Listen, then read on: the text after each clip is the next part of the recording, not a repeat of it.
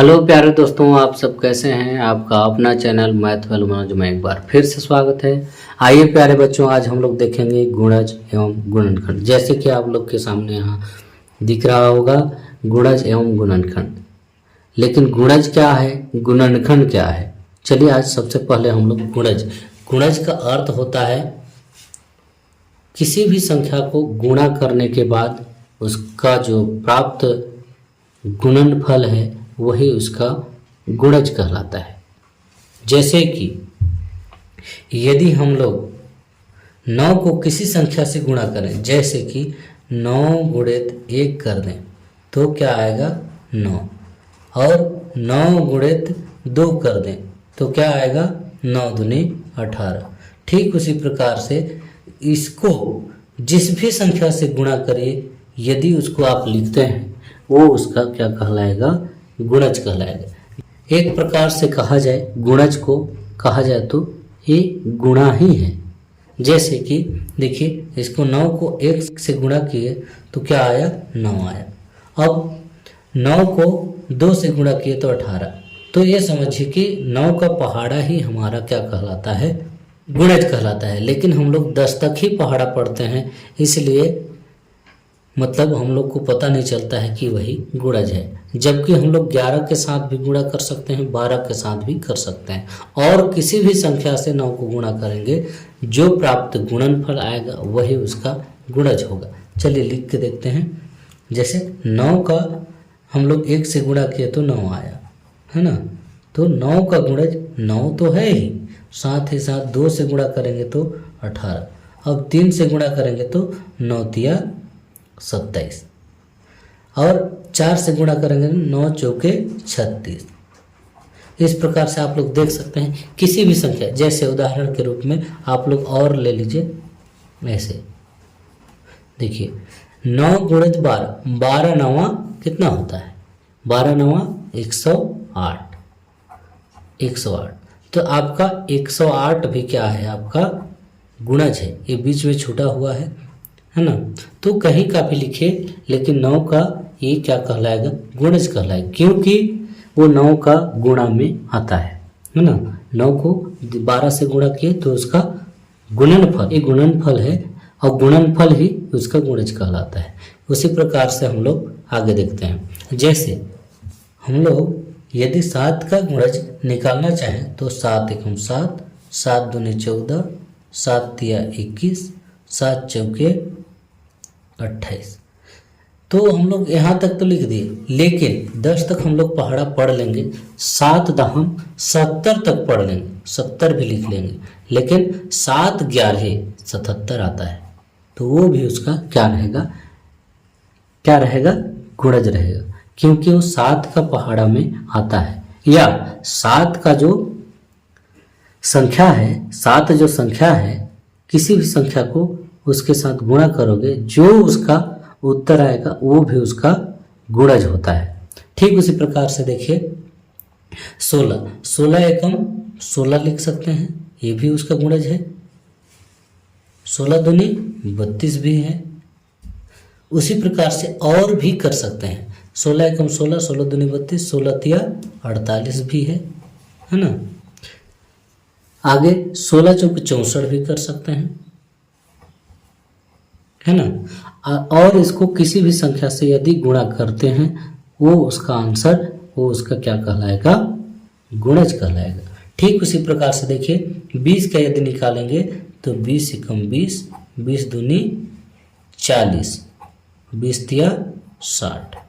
और किसी भी संख्या से मान लो 20 को हम लोग गुणा करेंगे 10 के साथ, तो 2 एकम 2, अब डबल 0 लगा दो, 2 मतलब 20 दहम 200, मतलब ये 200 जो है वो 20 का गुणज है ना। 20 का ये क्या है, गुणज है। और किसी भी संख्या से कर सकते हैं, जैसे 20 गुणित 11 से कर सकते हैं, 11 दूनी 22, अभी 0 लगा दो लास्ट में, तो क्या आ गया 220 आ गया। देखिए तो ये सब उसका गुणज है ना। 16 का गुणज ये लोग और 20 का गुणज ये सब, और भी है लेकिन ये उदाहरण के तौर पर है, और हमको इसको कंटिन्यू गुणज निकालते जाना पड़ता है। लेकिन मैं यहाँ समझाने के लिए बीच बीच का कहीं का भी निकाल के दिखाया। तो चलिए आगे चलते हैं। ये भी गुणज, आशा करता हूँ आप लोग इसको समझ गए होंगे। आगे देखते हैं गुणनखंड, है ना। गुणनखंड वो है जो भाग करने के बाद आ जाए, मतलब भाग करने के बाद है। या तो ये कह सकते हैं कि 20 किसका किसका पहाड़ा में आता है। जैसे 1 का पहाड़ा में आता है 20, 1 विषम 20, है ना। और कहें तो 2 का में भी आता है 2 दहम 20, 2 और 10, उधर 10 भी आया तो 10, 2 दहम 20, दहम, ये दहम बोलिए तो ये 10 जो है वो 20 का गुणनखंड है। अब 3 से करके देखिए, 3 एकम 3, 3 दूनी 6, 3 तिया 9, 3 चौके 12, 3 पचे 15, 3 छक्के 18, 3 सत्ते 21। देखिए 20 नहीं आया, मतलब 3 जो है वो 20 का गुणनखंड नहीं है।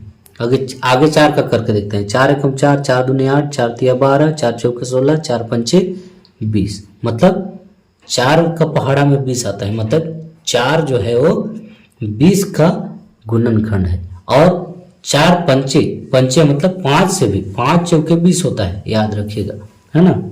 5 चौके भी 20 होता है, तो मतलब ये इतना संख्या जो है इसका संख्या में मतलब 20 आता है। ये सब का पहाड़ा में 20 आता है। अब ये आगे आता है 10, ये 10 को यहाँ लिखिए। ये देखिए ये सब 20 का क्या है, गुणनखंड। ठीक उसी प्रकार से देखिए आगे प्यारे बच्चों, 15 किसका किसका पहाड़ा में आता है। जैसे लिख दिए 1 का पहाड़ा में तो सब आता है, सभी को आता है। जैसे 1 का पहाड़ा में 27 भी आता है, 1 का पहाड़ा में 15 भी आएगा। अब देखिए 2 से करके देखते हैं। 2 एकम 2, 2 दूनी 4, 2 तिया 6, 2 चौके 8, 2 पंचे 10, 2 छक 12, 2 सते 14, 2 अट्ठे 16। देखिए 16 आ जा रहा है, 14 आ जा रहा है, लेकिन 15 नहीं आ रहा है। अब 3 से करते हैं। 3 एकम 3, 3 दूनी 6, 3 तिया 9, 3 चौके 12, 3 पचे 15, है ना। 15 मतलब 3 का पहाड़ा में आता है, मतलब ये 15 का गुणनखंड क्या है, 3 है। अब 3 पचे 15 मतलब 5 तिया भी 15 होता है, तो यहाँ पर 5 तिया 15 मतलब ये भी क्या है, 15 का गुणनखंड है ना। अब आगे देखिए, अब 15 भी होता है, यहाँ पर देखिए 15 भी उसका क्या रहता है, खुद और एक। जैसे कि यहाँ पर 20, यहाँ इसमें छूट गया है, ये इसका गुणनखंड क्या रहेगा, 20 का गुणनखंड 20 भी होता है, एक और खुद, मतलब 1 हो गया। देखिए इसमें भी 1 है और एक खुद, मतलब 15 का 15 भी होता है। अब ठीक उसी प्रकार से देखिए 27 का करते हैं, 1 और वो खुद को भी लिख दो, मतलब 27 ऐसे, है ना। अब बीच में कुछ संख्या छूटा होगा, जैसे 2 से तो नहीं जाएगा क्योंकि लास्ट संख्या को भी देख के कर सकते हैं। जिसका संख्या मतलब 0 हो, 2, 4, 6, 8 रहे, तभी मतलब वो 2 से भाग जाता है, नहीं तो नहीं जाता है। तो आगे देखते हैं 3 से करके, 3 9 27। देखिए 3 9 27, 9 मतलब 9 तिया 27 भी होता है, मतलब 9 तिया 27। अब आगे 4 से करके देखिए, 4 सत्ते 28 आ जाता है, 27 नहीं आता है।